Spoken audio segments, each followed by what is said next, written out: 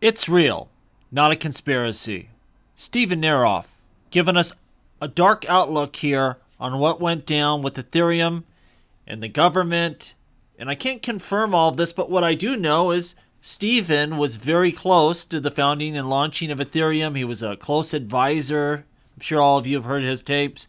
So I think we have to take what he says very seriously. And further, when you kind of go through this, and we are going to, it starts to make sense.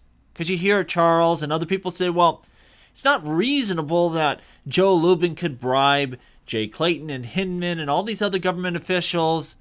Well, what Steven is saying starts to make a lot of sense. So let's dig into this. He says, this is not a conspiracy. Joe bribing an official is too simplistic. This was a comprehensive plan by the government and private actors with an alignment of corrupt interests. Now, this is starting to make a lot more sense. It doesn't start with Joe Lubin and go up. It starts with the government, and it is an alignment here.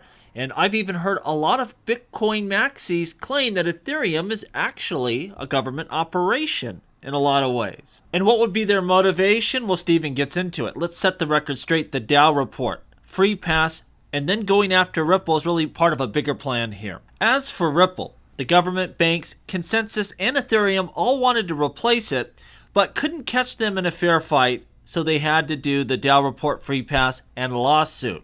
Now, this sounds kind of stupid nowadays, but if you do some time traveling and you think back, the things Ripple was doing, the, really movement that was behind XRP, Ethereum was sputtering. It sounds crazy now to say, well, they couldn't catch XRP, they couldn't catch what Ripple was doing. Well, yeah, after getting pummeled by the government for 3 straight years, Ethereum has had a pretty good run here, hasn't it?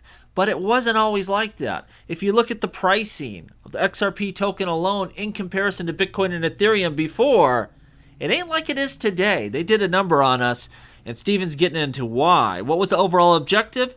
Well, having control over a protocol the government blessed as decentralized but controlled by a few parties that serve the needs of all involved.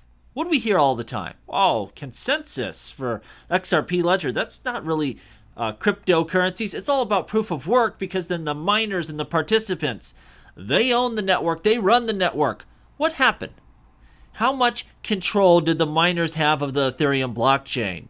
They didn't have anything. They all got fired. Vitalik moved that blockchain over right away from everyone that was actually running the infrastructure. They never had any power all along. It was all a mirage. And that was their plan from day one. Use proof of work to bring Ethereum in and then transfer it over. Who controls it now under proof of stake? And the higher that price goes, the less likely regular folks can participate, because they're going to make you stake tons and tons of Ethereum, and they are going to control this sucker. Ultimately, government and banks get one protocol where they pretend it's decentralized, permissionless, and public, but in fact had players like Lubin and Vitalik that would do what they want, and it was as concentrated and controlled both effectively and actually. I've heard Joe talk about things like clawbacks for the Ethereum token. Maybe someday we may have to introduce that type of thing. Very extreme examples. Let me tell you this. When it comes to the government, everything they want to do is an extreme example.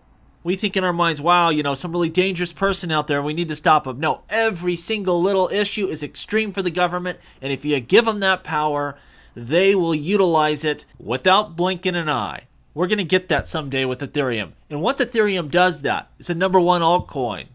If you're XRP, if you're Cardano, if you're Polkadot, and it is a requirement to have that feature in the United States and in the Western world, what are you going to do? You think these altcoins are really going to fight the good fight? Not most of them, I can tell you that. And part of being able to usher this in is making Ethereum number one and being able to point to their puppet and say, well, they did it too. Why can't you? And then to close out Steven's letter here, he says, I repeat, Vitalik and Lubin could not have believed Ethereum was decentralized at the time of the Hinman speech. And I bring this point up. They always knew we're going to Ethereum 2.0. Did they ask the miners? Did they worried that they weren't going to get enough votes. Like, no, they knew the whole time they controlled this protocol and they could move it at will, and that's what they did. They fired every so-called decentralized participant and their network, and they moved it over to a new one under their design, their regime, and their control. Every miner, every node, everyone fired, and you usher in this infrastructure we have now with certain requirements where the more valuable this token gets, the harder it will be for any normal people. And further, everything's got to run through their Infura and all their servers, and they have this sucker on lock, and it is no accident. And that was what Steven Nerayoff is telling us, what we went through. This harassment by the SEC of every single little altcoin except for Ethereum is by design. It's not because Joe Lubin bribed people, but it's designed by the government, and that makes a heck of a lot more sense than anything we've heard. Let me know what you think down below, and as always, please like, please subscribe. The revolution will be televised right here on Jungle Inc.